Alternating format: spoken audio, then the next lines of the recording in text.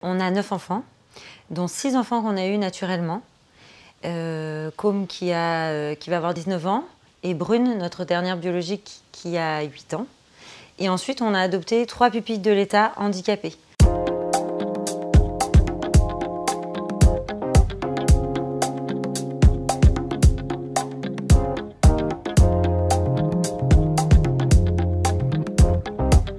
C'est vrai que quand on voit notre famille aujourd'hui constituée, on trouve ça un peu étrange. Et en fait, nous, notre démarche, elle était très fluide et très simple. C'était à partir de la naissance de notre 4e enfant qui s'appelle Marin. Au bout d'un moment, on s'est posé la question avec Nicolas si on avait le réel désir d'avoir d'autres enfants ou si voilà, notre fratrie existante était en quelque sorte terminée.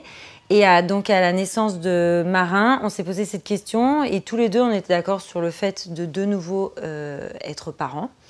Et en fait, cette question, et ce réel désir, on va dire plutôt, a germé un peu plus profondément. Et on s'est dit, et finalement, pourquoi on ne serait pas les parents d'un enfant qui existe déjà? Quand on a appelé des associations de façon anonyme, sans du tout s'engager en fait, juste pour savoir déjà si ces questions étaient réelles et si en fait ça valait le coup d'aller plus loin et de faire les démarches, les associations nous ont dit qu'il n'y avait pas de souci, mais dans ces cas-là, il fallait qu'on s'oriente, qu'on dépose notre dossier, on va dire, vers un enfant, et on appelle ça des enfants dits à particularité, c'est-à-dire des enfants qui présentent un handicap.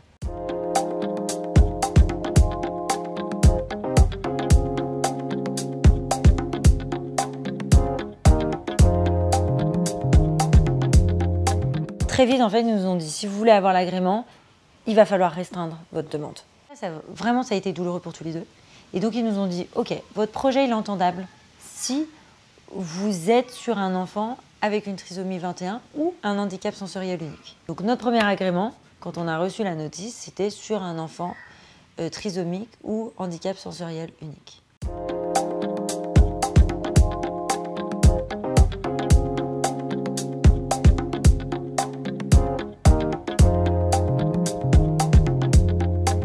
Quand Brune a eu 2 mois, on a commencé les démarches.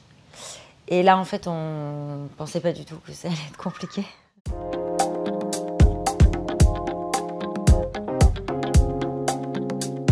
En fait, c'était un blocage. C'était pourquoi vous faites ça, il faut qu'on comprenne, ça n'a pas de sens. Pourquoi vous allez chercher un enfant handicapé alors que vous n'avez pas de handicap dans votre famille? Pourquoi vous allez chercher un enfant handicapé alors que vous n'avez pas de problème? Donc en fait, c'était vraiment l'enfant qui était réduit à son handicap et donc au fait que ça allait être que souffrance en fait de vivre avec lui. Et ça a été une immense tristesse en fait de se dire, est-ce que réellement en fait ces enfants qui sont handicapés, quel que soit le degré du handicap, ont vraiment leur chance d'être aimés.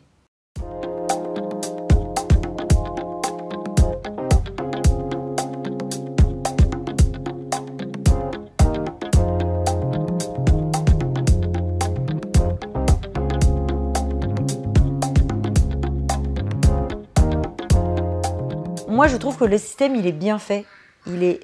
C'est obligatoire que ça soit compliqué et c'est obligatoire que ça soit long parce qu'on ne peut pas donner un enfant comme ça à une famille. Vous vous rendez compte, un enfant, il a été abandonné une fois, s'il est réabandonné une autre fois ou s'il est mal aimé, enfin, c'est extrêmement grave pour sa construction. Donc le système en soi, il est bien fait.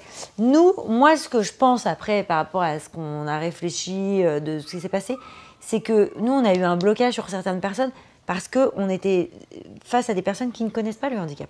Je pense qu'il faudrait qu'il y ait vraiment une cellule spéciale, en fait, des familles qui se mettent en route pour un enfant handicapé. Parce que c'est pas du tout la même chose, en fait. C'est pas du tout la même chose. Le lien d'adoption n'est pas le même, l'accompagnement de l'enfant n'est pas le même. Ça n'a rien à voir, en fait.